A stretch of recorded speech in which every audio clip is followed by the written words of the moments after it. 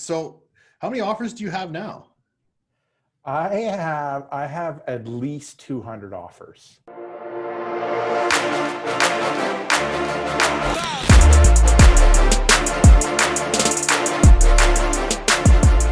Welcome to Seven Figure Entrepreneur Podcast. I'm one podcast bringing you behind the scenes with real online earners. No fake gurus here. And today we have the wonderful Rick Kaselj. I got that last name. He's got a silent J that's not so silent. So really excited to have you here, man. You got passed on to us by the wonderful Alex Miller. So that's exciting. Yes. And you're local, aren't you? I'm in Kelowna. Oh, So nice. Yeah. So Fairly local. Fairly local. So I did live in Vancouver, or in Yeah. the burbs of Vancouver, and then like 6 years ago we moved up here to Kelowna. Nice. That's perfect. Yeah. I love Kelowna in the summer, man. My wife's from there and her family's there and stuff, and we come up all the time. It's fantastic. Yeah. Whereabouts it's do you nice. live in Kelowna, roughly? I'm up in like Upper Mission area. Oh, nice. Like Summerhill Winery. Yeah, that's amazing, So man. we're up by there. Yeah. I see We why just you moved there. Yeah, we just Yeah. got married at Cedar Creek, so we know that area well. Mm-hmm. Yeah, My wife it's very loves nice up there. that place, and we go Yeah. probably every season at least once. Oh, and yeah, she's like a platinum member, so there's constant boxes of wine coming Have you to been the to house. Have you been to the Home Block restaurant at Cedar Creek? Oh yeah. We go So every good. couple months. Yeah, it's a real. They did an It's amazing so good. job. And that view. Oh, the view. Mhm. I love it. All right. Let's talk about some real stuff here. So what do you do? And kind of how did you get there? Let's start with what do you do now? What? I run an online publishing company called exercisesforinjuries.com. So mainly in the pain and injury niche. And Good niche. there's our content platforms are a blog that's been going on since 2008. We have a YouTube channel that's been going on since 2008, well over 1,000 videos there. The blog's got like 2,200 blog posts, and then we do a lot of content. Our primary platform of content for social is Facebook, but we also do Instagram. Pinterest has been quite good for us, and then email. So it's kind of that online publishing model with a ton of products and our content platforms, and then like our remarketing with email and social. So Very that's cool. kind of what I do. That's very How'd you get into this world? By trade, I am classified as a kinesiologist in Canada. And when I graduated, I started working, and I was working, and the ceiling I got to the ceiling pretty quick, and I wanted to, I wanted to make more money. I wanted to keep challenging myself. I wanted to keep moving forward. So, there was kind of either two publishing models. Some publishing company would, publish your book, which why would anyone publish my book? So I just went online and published my own book and just kind of went from there. And I focused on content and just made a lot of noise when it came to content. And then I just figured out all the other stuff. That's cool. How many subscribers have you built up through the years? I don't even know what the number is. We're multiple 100,000. I don't know, 200,000, 300,000. I don't know. Might even be more. Nice. Very cool, man. Yeah. That's really cool. So how many offers do you have now? I have at least 200 offers. Wow. So I'm a content product guy. So like I was saying, I was a kinesiologist, and so then I'm I'm in that kind of therapist practitioner. So what we do is solve problems. So people come see us with a problem and we solve it. And I used to do it one-on-one, face to face with people. And now I just do it in a program, in a video, in a written format. So that's how it kind of all started. And that's how I kind of focused in on things, was just the content, writing the blog, tons of YouTube videos, and then tons of products, and trying to focus on, top, like tier 1 products, tier 2 products, tier 3 products. So meaning, what I mean by that is, tier one would be like low back pain. Tons of people have back pain, but then I would go from the pain level to the injury level, like lumbar spinal stabilization or lumbar fusion program. So you got really niched down. I niched down. I've been around in the game a long time. Yeah. 10 years, 200 products. That's like averaging what, 20 products a year? Yeah, I mean, you just build the systems and the processes. Like this week, we'll probably film 4 products. Wow. I mean, I think a lot of people have that model of they have their marketing platform, whatever that might be, email list or Facebook or some other social platform, and they acquire the customer, the lead, and then they're giving that lead or customer away to someone else who has an offer. So, well, why would I do that? Why wouldn't I just kind of, keep them in my world and give them a back pain product and a knee pain product and a hip program, hip program, and then a yoga program, and then whatever, a diet program. Why not?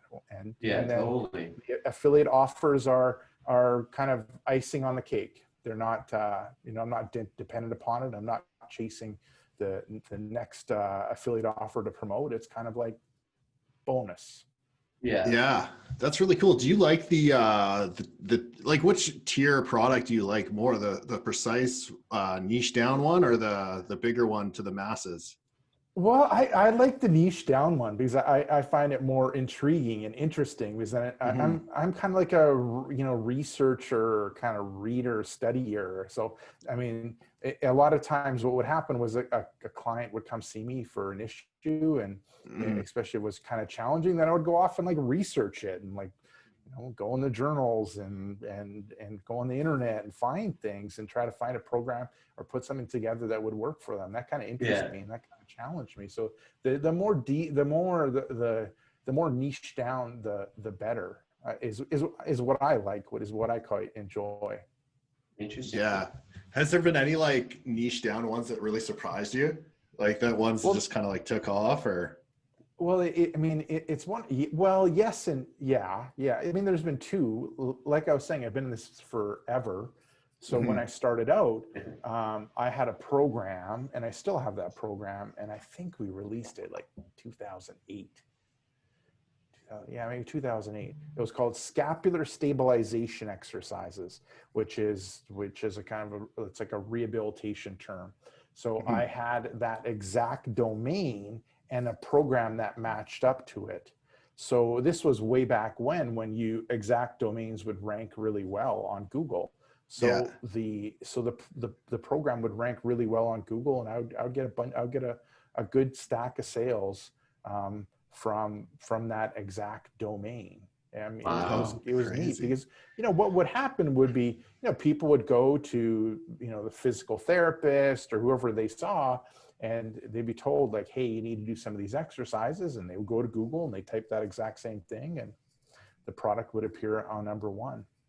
Wow. So that was one that was really like, that really kind of, it was kind of like dumb luck that it kind of happened. It wasn't planned. I wasn't like an SEO expert. I just, man, I almost feel like it was statistically timed. The amount of products you put out, there was one that had to rank like that. Yeah. There's that one was really cool. It was interesting. Interesting, man. So like, as far as like how you get your incoming traffic now, how does that work? I mean, it's servicing the leads and the customers, and that would either be through email, Facebook, Pinterest. Those tend to be our main one, and YouTube, and then some Instagram. But then, and that would be with, servicing them with content, and then also servicing them with offers. When it comes to new customer acquisition, it ends up being a variety of things. It'll be like Facebook advertising. We have the blog, so there's SEO. There's Facebook organic. There's Pinterest that we do. Then we get some traffic from YouTube. So we try to mix it. We try to have a wide variety of traffic sources, because just like everyone's hanging out on the forums right now, everyone's bitching about everything. And usually one thing doesn't work, and if you got 2 or 3 other things, they work fine. Yeah. Is that one thing you're talking about Facebook? Yeah. That's what everyone's complaining about now. And then what'll Yeah. happen in 1 month's time, everyone will be complaining about email. And then, Yeah. That's The funny. constant flow. yeah. Do you run all Yeah. that in-house or do you outsource it? The Facebook advertising, we have that, an agency runs that, but pretty much everything else we run in-house. So nice. my model is I want to bring it all in-house, Mm-hmm. more and more. So I would say next year we'll bring that in-house more and do more of the Facebook advertising, That's cool. in-house. I mean, we end up doing everything else, customer support, chargebacks and disputes, Facebook organic, all the video editing, all the design, product creation, pretty much everything else we do in-house. Nice. I actually kind of want to touch on Pinterest real quick because not a lot of people talk about Pinterest as a traffic source. Are you doing paid ads on Pinterest? Yes, yeah, we are. Yeah, we are. I mean, I can't say we're still trying to figure out that traffic source Gotcha. and crack that nut. It's showing potential, and we haven't fully cracked that nut.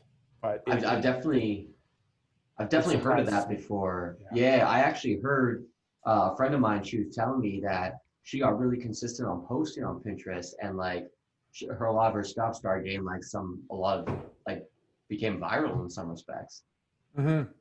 It amazes me how much traffic it can push, the Pinterest. So we're working on it. I can't say we've cracked that nut, but we'll crack it. Nice. That's cool. Yeah, I think Pinterest is definitely an opportunity not a lot of guys are taking advantage of right now. No, it always worries me this, and maybe it's just being in the industry so long that, when you're kind of relying on one thing, kind of goes away. No different than that SEO, the product ranking #1 on the SEO. Yeah. That was amazing. And if I kind of sat on my butt and did nothing, it would have come to a quick end. No doubt. How long did that ranking last for? Oh, it was like at least 3 or 4 years. Like, who would go after the term? Who would go after that term? Yeah. Nobody. That's fascinating. That's really cool. Have you dabbled in anything else like TikTok or Snapchat or anything? No, we haven't. We have design in-house, and we're going to do more video. We find on Facebook, video works really good when it comes to even paid and even organic, and even Instagram. But we've gone slow getting to the TikTok and Snapchat side of things. Yeah. Do you think your demographic exists on those channels? Because I'm assuming your demographic is generally an older demographic. Yeah, it's an older demographic, but I would say yes. Like even with Facebook, like, you can get to that older demographic, and that older demographic is probably the ones that's growing the most. Yeah. Like, I think my dad's in his 70s. He just got onto Facebook last year. Like, that's kind of the biggest growing demographic, that older demographic. And with COVID, they're all kind of locked in at home, and yeah, that's true. They have their iPads that their kids have bought them, and they're kind of bored, and they're kind of wandering around on the internet and on their iPads. Yeah, no doubt. That's what's happening. So yeah. As far as the traffic front, where do you kind of find the most value in your business? Is it the focus on the acquiring of new clients, or do you focus on really getting deep with your product line and your current customers and trying to service them more? I end up focusing on both because sometimes if you're in the health and fitness niche, that every month varies. Totally. January is a great customer acquisition month. July is not a great customer acquisition month. So January, the focus would be customer acquisition. July would be servicing the client. So it really varies between month to month, and then even like looking at the suite of products that we have, each of them have a month that works better. A lot of times. Interesting. A lot of times, the summer would be a lot more of knee pain, because people if I focus on North America, a lot of people are a lot more active, a lot more active. You know, if we start looking at the winter time, a lot of times they have foot pain because in North America it's winter time. They're wearing crappy shoes, and then they end up getting more foot pain. You know, same thing. You know, beginning part of the year, a lot of times it's like, you know, body weight, home workouts. You know, so it's nice to kind of have that whole suite, and then you collect data and you look to see what's worked for what specific month, and you schedule it. You schedule to promote it that time. Interesting. So how many of your offers are you running at once? Like, are you just constantly testing everything, or do you have like a plan set up for the whole year? I mean, you can. I mean, maybe my approach is maybe different than everybody else's. Where, you know, it's so easy and for us to create an offer so fast that we'll test it, and it's no different than any other thing. It's no different than email or paid traffic. You have an outlier, and you're like, this is like, what is this? And you know, maybe out of 10, maybe out of 20, you get one outlier, and you're like, there's something here with this one. And you test it a little bit more, you test a little bit more. And there'll be a couple of bombs in there, but those bombs end up being bonuses, or you give them away to the list. And then the other ones might have a purpose, you know. Interesting. That kind of gets added to your, you know, suite of stuff that you do. So, I mean, what our approach used to be was, you know, we'd rotate through the offers through the email list, but then now we have the blog, and the blog is so old that we've hooked everything up from the blog to the Shopify store. So now with the Shopify, so all the products are housed, the products are housed in the Shopify store, but there's also long form sales letters for, you know, vast majority of the offers. So we kind of rotate between them. We can send them, you know, short email, high click-through rate to the long form sales letter, or we direct them to the blog or a YouTube video that directs them to the Shopify store, and they can see it, you know, that marketing piece in a different way. They might be more, they might enjoy reading, you know, half a page or page length as opposed to a 20-page sales letter. So it's you know, we try to mix it all up, and the Shopify store has been an interesting thing to kind of add to like that marketing suite. Have you found it to like hold you back in any capacity, or has it only been like positives? It's been positive. I mean, once again, I think when you're in this, I think if you're in any profession for a long period of time, you kind of are like resistant to new things. Yeah. And you're kind of like, oh man, I gotta learn a new thing.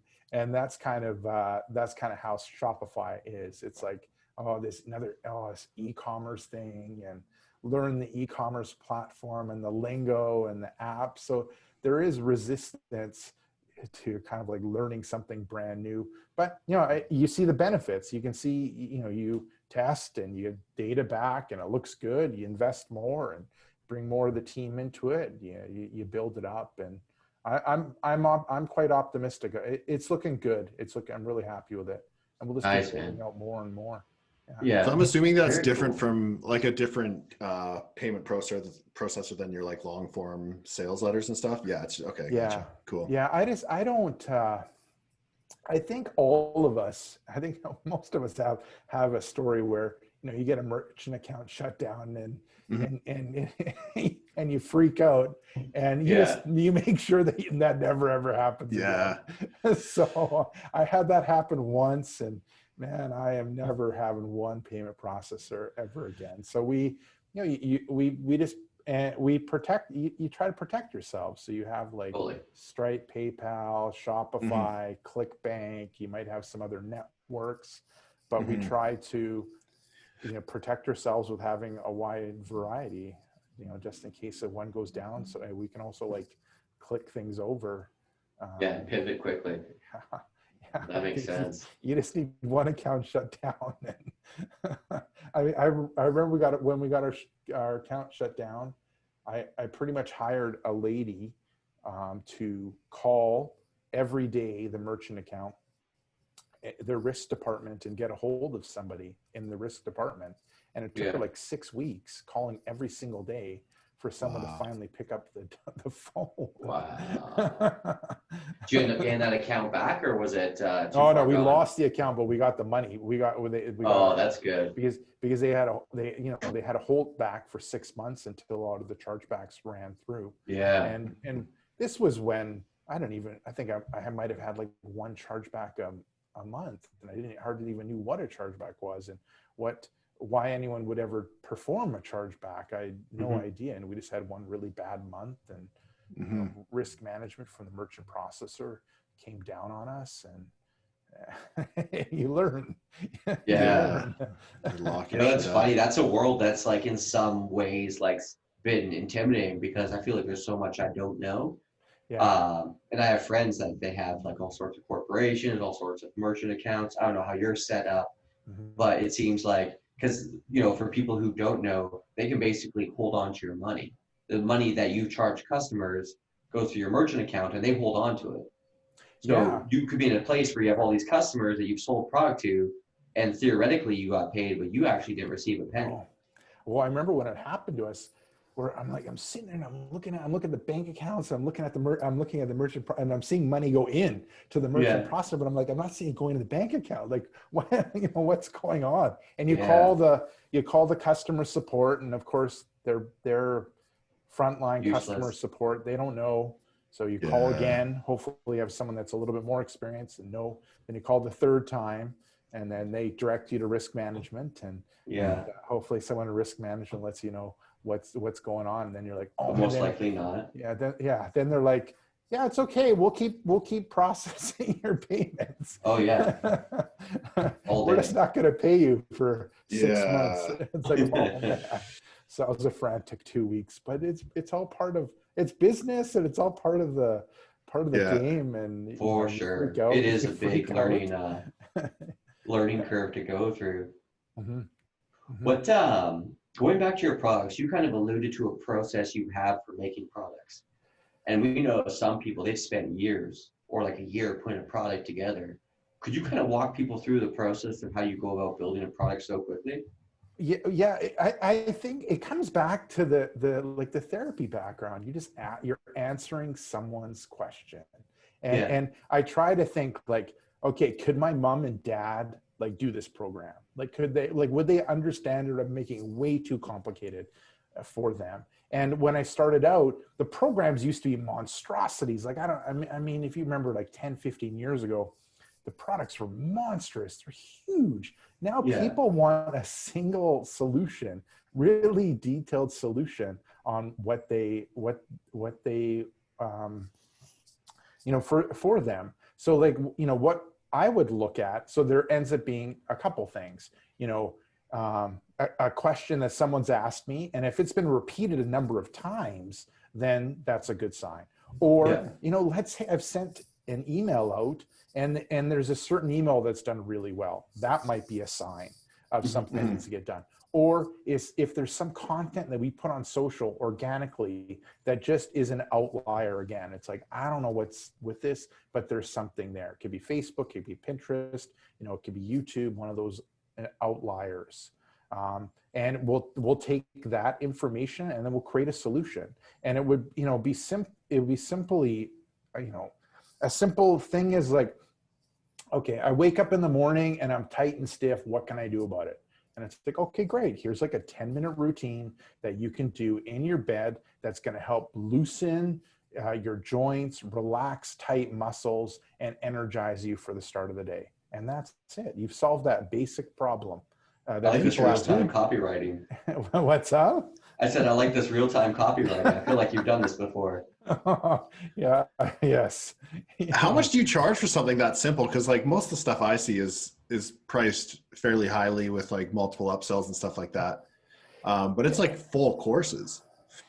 Well, no. I mean, we'll usually go low end.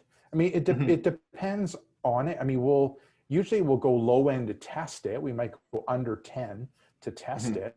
And then if it does well, we'll bump it up to 20. And then if we can get more, by adding something physical, we'll go up to 30. And yeah, we have the whole upsell sequence. as well. Usually like 6 upsells, and 1 to 3 order bumps. So you have a full upsell flow, but then oftentimes you bring them into your world, and if they do the thing once and they feel better, they get some sort of benefit, they'll come back and look to see what else you have. And there's a whole suite over here of like 200 products you can pick from. So I have difficult time sleeping. Guess what? This is a 10-minute routine that you can do before bed. That's gonna, relieve the tension in your body, lower your heart rate, and calm your mind so you can have deep, restful sleep. I just want to throw like situations at you right now, man, and like see what you come back with. That's awesome. I think that's really cool, because I feel like most people, when they think of an offer, they think of it like a very complex, multi-page like ebook or video series or whatever. But that sounds pretty simple. People like what's happened. So I think my first product, I think it was around 2008.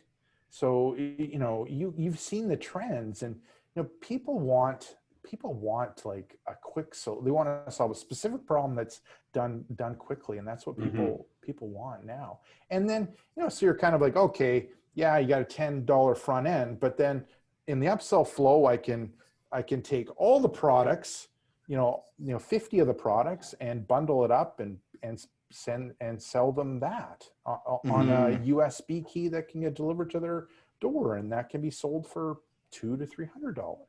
Wow. So you've kind of leveraged that, all the products that you have. So really cool. That's kind of interesting what you said there. Put it on a USB key. You don't do online digital access?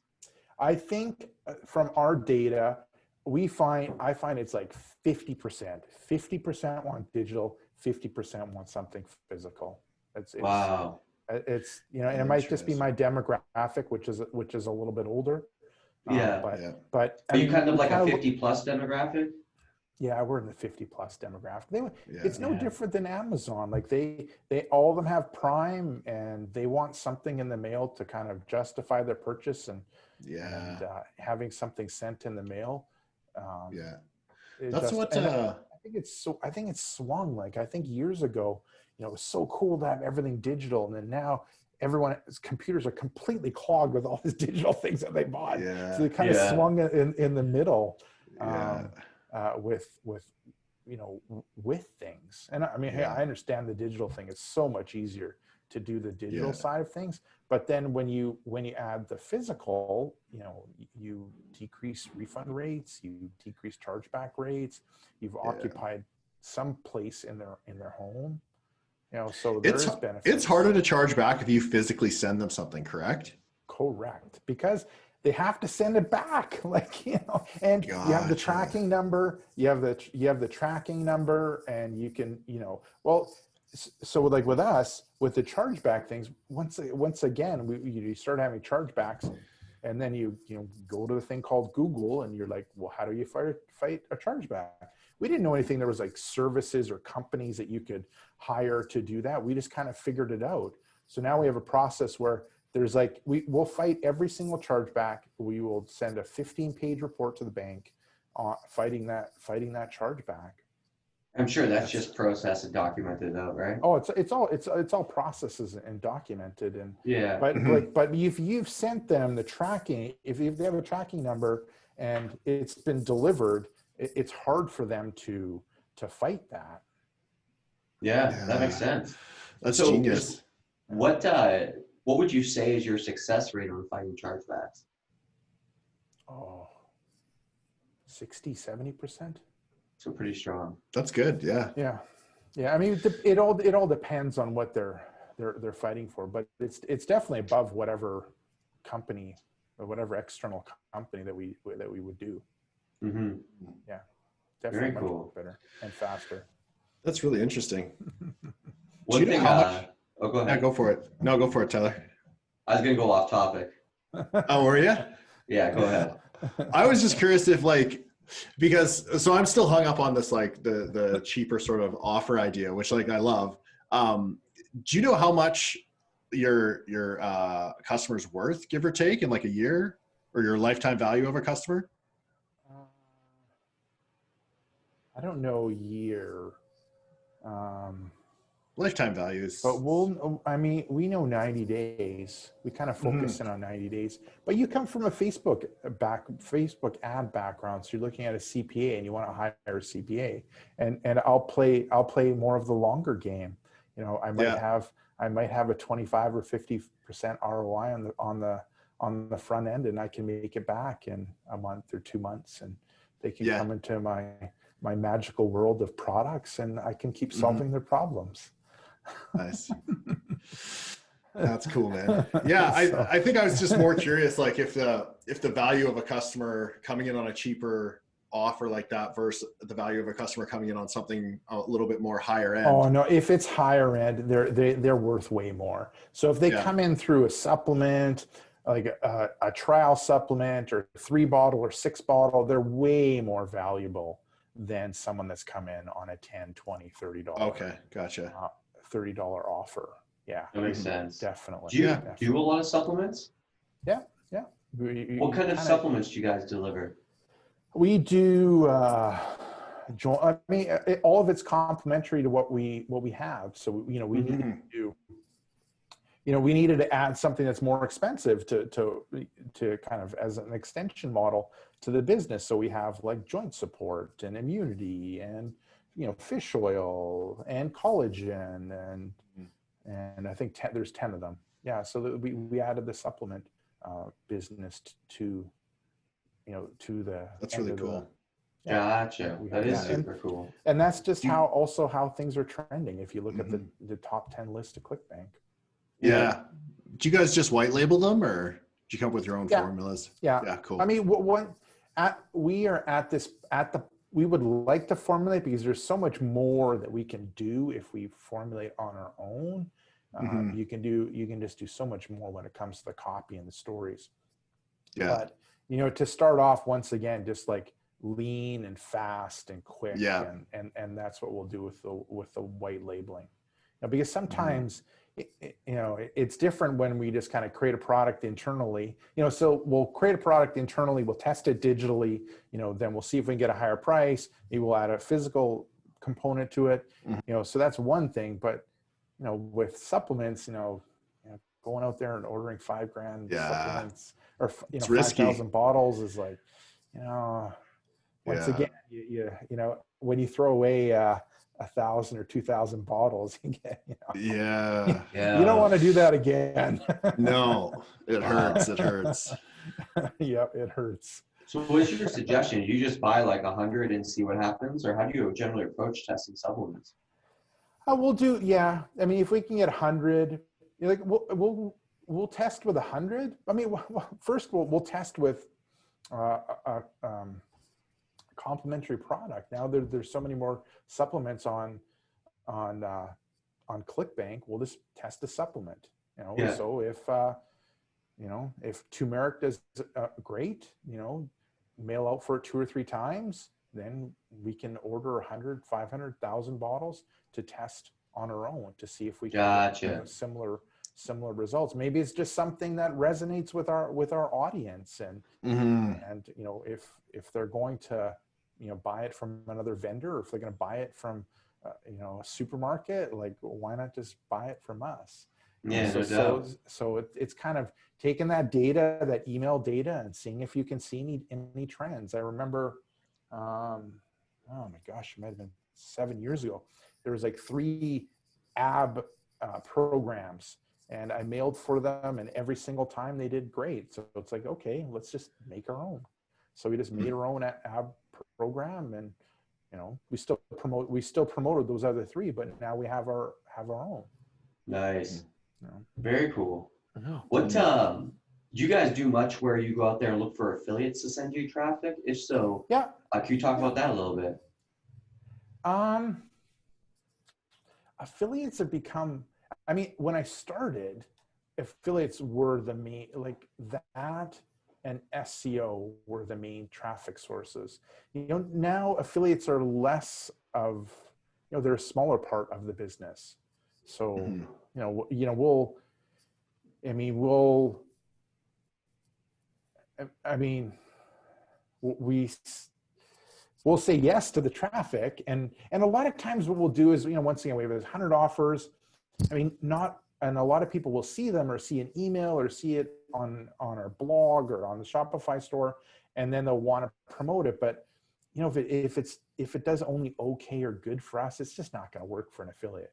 So if we have those outliers, those ones like, man, this is something, works great for us, and there's really nothing else out in the market, then we'll bring it out to affiliates and we'll roll it out to affiliates. Gotcha. Mhm. Smart.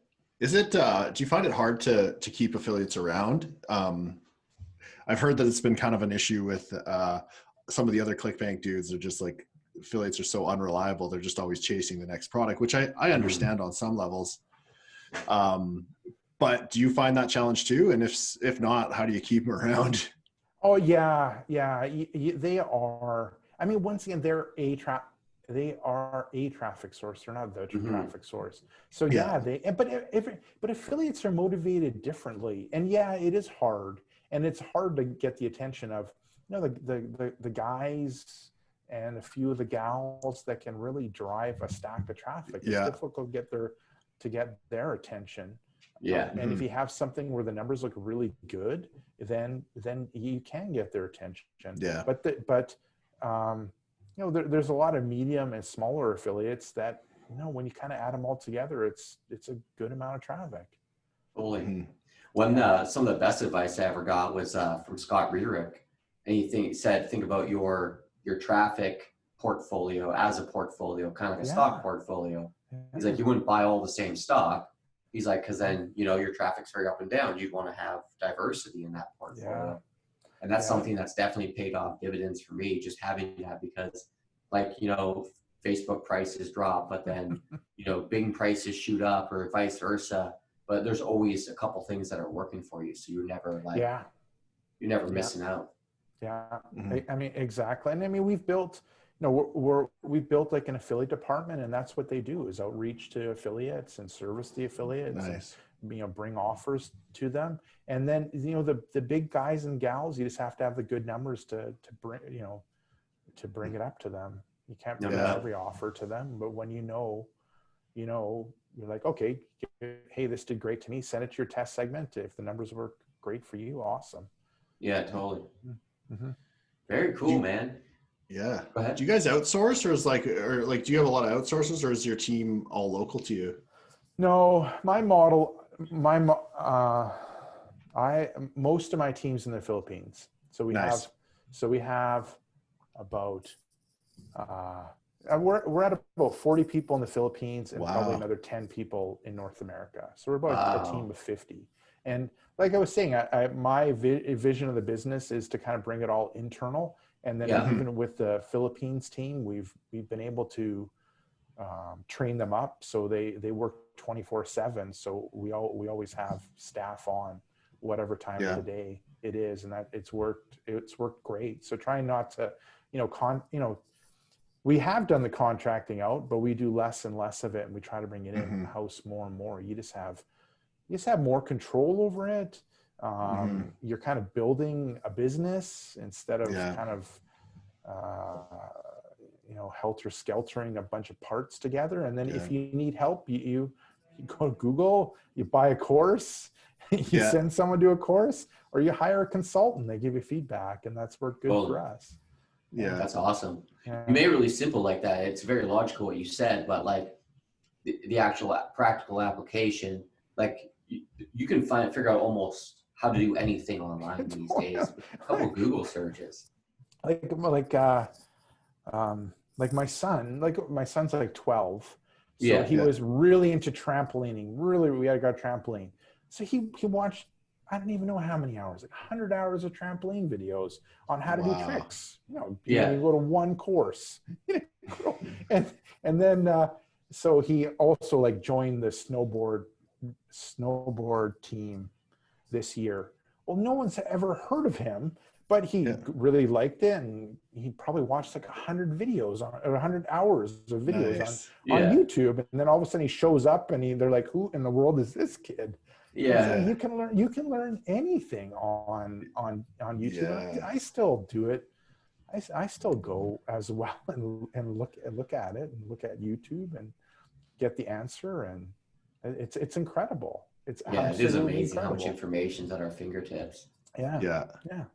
I was I was thinking, like, you know, as the world progresses and information just gets faster and faster to us, it'll be interesting to see, like, you know, I feel traditionally a lot of the educational system has been based on what you know and what you can remember. We're going forward, I think it's more about how quickly you can access the information you need and implement. Yes.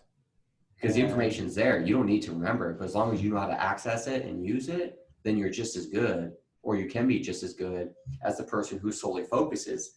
The only thing is they're going to be limited because they're going to focus on what they know as opposed to how to find what they need. Yeah, and that's kind of like one of the things we do when it comes to how we sell things. Yeah. And a lot of times they'll come back and they'll go, "Oh, I can just go find that on YouTube." I'm like, "Yeah, you can go find that on YouTube." I'm not too sure if what the person is prescribing is safe. I don't know the credentials of the person. So, you know, buyer beware, give it a go, but I'm not too sure if it's going to be safe and effective for you. I mean, you know that, I'm an expert in injury stuff. I know it's backed by research and 25 years of, experience.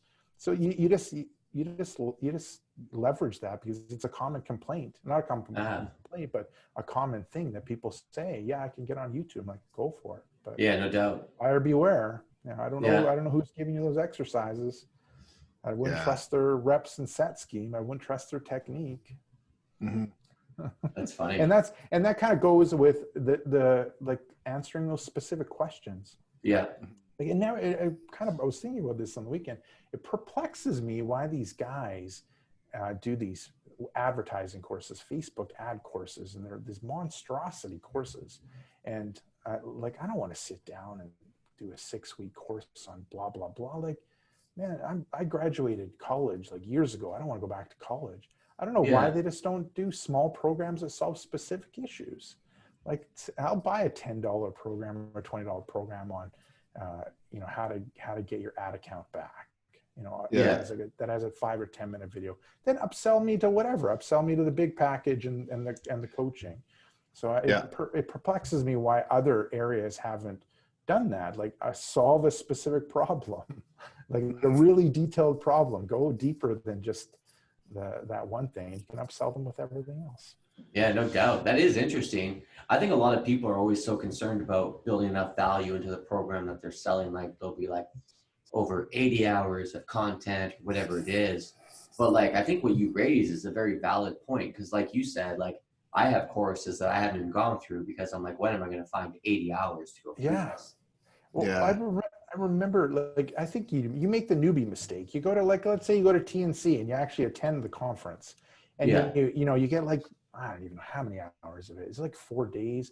So you get like 30 hours of learning, and you've taken like 50 pages of notes. And then so you go back home and 6 months later, you look at your 50 pages and you haven't even like implemented anything. Yeah. I know for me, like, if I can go to like TNC or whatever event, if I can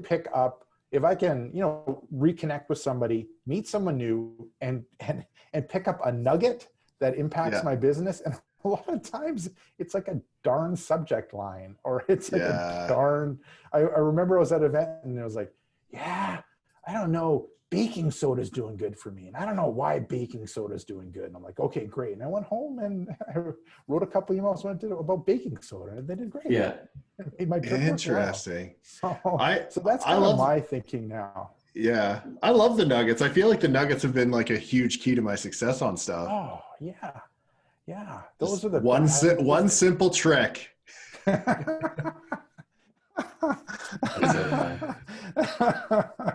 Yeah. And then there's a banana in the ad. Yeah. Yeah. Apparently we lost Tyler here. He's gone. Interesting. Oh well, he must have just lost the screen or something. Well, it's funny right now with me. Zoom wants me to update. I'm like, Yeah, of course it does. Worst possible timing. So do you have any advice for people that are considering getting into this business, like building offers, building their own content, kind of going after what you're doing? I think the best approach is look at what your strengths are. Yeah. I mean, look at what your strengths are and work on those strengths. And then if you can find somebody that can, coach you either through products or videos or email coaching or whatever kind of coaching that can help coach you along the way, that ends up being the best approach. Like with me, like if I look at a business, if I look at an online business, how I break it down is it breaks into 3 areas. There's traffic, there's offers, there's operations. And when it came to me, my specialization was offers. So I knew, and what falls under offers is content, and what falls under offers is products. So that's what I focused in on. And I just, I went insane when it came to content and offers. And that's what I focused in on. And while I was focusing on that, I kind of learned about the other things, the operations actually to run the business and not have it go bankrupt and collapse. And then I learned, I figured out traffic and different types of traffic sources. So that would be my recommendation. And it takes time, man. It takes time. It takes time. Some people have gotten lucky and smacked and done amazing on their first shot, but the vast majority won't. You just got to grind away. Keep on tweaking, keep on testing. Well, yeah. And just kind of like now I remember when I was starting out, you were like doing all, like you would just you would spread yourself so thin and you'd be doing all these things. Now I would just try to focus on one thing, whatever it might be. Yeah. So I guess like we all sort of have a skill set that can be packaged up into an offer and sold and then focus on that. Yeah. Oh, anybody. It always perplexes me. You have these people, they might be experts in their area and they don't see any value. Man, look at TikTok. I mean, they got these people like, what was I watching? Like some guy who was like showing people how to make like a rug. And there's like a special rug gun. And I'm like, who makes rugs? But you know what? There's people out there that makes rugs. And I'm like, you know what? It's kind of cool to have a custom rug that I made. But just all kinds of stuff. There's value. There's value in it. And I just love watching stuff being made or fixed, to be honest. Like I get so sucked into those videos. Like, Facebook knows it too, because I'll just be scrolling and all of a sudden they'll be like something totally random. How to make an at-home drill press, like things I don't need. Nor do I have the space for. 10 minutes later, I'm like, Facebook got me again. Apparently those Facebook videos crush, like in terms of like, if you're putting up the content, like they're competing head to head with YouTube right now in terms of how much you get paid for them and stuff. We do that. Video advertising. So what we found is those Facebook Lives do great for us. So we do one a day. So we do every day we do one. So 7 days a week we do a Facebook Live, brand new Facebook Live. Every day is a different contributor, and it does great for us. It has great reach and engagement, and with your fan page, when you have great reach and engagement, they kind of open the doors a little bit more for you. Yeah, no doubt. Man, it's crazy. So you do something every day, video-wise? Yeah. Wow. Well, it's been quite fascinating. Like, when I started, 15 years ago, it was hard to get anybody. People would write. That was it. You couldn't get them to do anything else. Video was so foreign, and no one would want to go on a camera, and it was kind of clunky, and it was before iPhones. So you get people to write. But now, like kids, that's all they watch is TikTok and Instagram and YouTube. So they know about it. I remember my son was 8. And I'm like, hey, I'm going to do an unpackaging or like a unboxing video. You want to join me? And he joins me in this unboxing video, and he does amazing. He's 8 years old because he's watched like 100 of them. You know, oh, look at the box. I got the box, and you open it. Oh, look at that. You know, I mean, it was incredible what he could do. So now, if you look at the people, well, under 30, they want to be on social. They want they want to be that platform, and they don't know how to do it. And then if you give them some guidelines and parameters and education, they jump on and do it and do a great job, because that's all they know. The last 5-10 years, that's what they've been doing. So it's been easy to find talent that is willing to do it. That's cool. Yeah. Do you pay those people, or how do you generally compensate them for that? Yeah, you pay them. Nice. You pay them. Very It's a 20-minute, like, you know, it's like, okay, you're a personal trainer, so like, what's your hourly rate? You know, whatever, $100. Okay, so what all I need you to do is, we'll give you a topic, and I need you to talk for like 10-15 minutes. What's that going to cost me? $25, $30, $40? Sounds great. Yeah. Wow. That's very smart. Cool, man.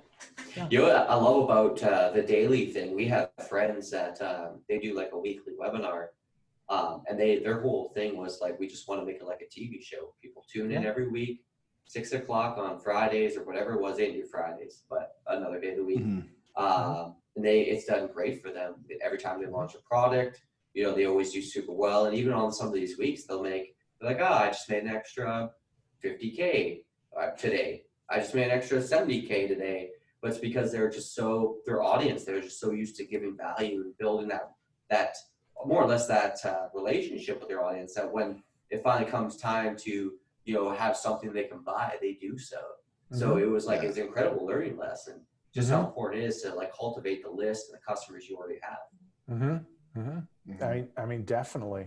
And the content works, and then you have wide variety of content, like written on the blog, YouTube, which is video, you know, Facebook, which would be video, Pinterest, which is image based, Instagram, which is image based. You throw a podcast in there, which is audio. Like, you kind of cover all the different types of way that people will take things in, and they'll resonate with a certain thing, and then you can kind of move them from one platform to the other. It's like, oh wow, Exercise for Injuries has like a Pinterest. Oh, look at this thing, they've been doing it for 10 years. It's huge. Wow. Yeah. You must be producing content like crazy, man. You must be doing like full days of content producing. Well, no one taught me the problem that I have now is managing it all. Managing it, like managing it, like hard drives upon hard drives of content. I have 2 boxes in storage, which are just hard drives, or just backup of stuff, just backup of content. You don't believe in the cloud? Oh no, it's on Dropbox as well. But but you can't, like, maybe I'm just paranoid.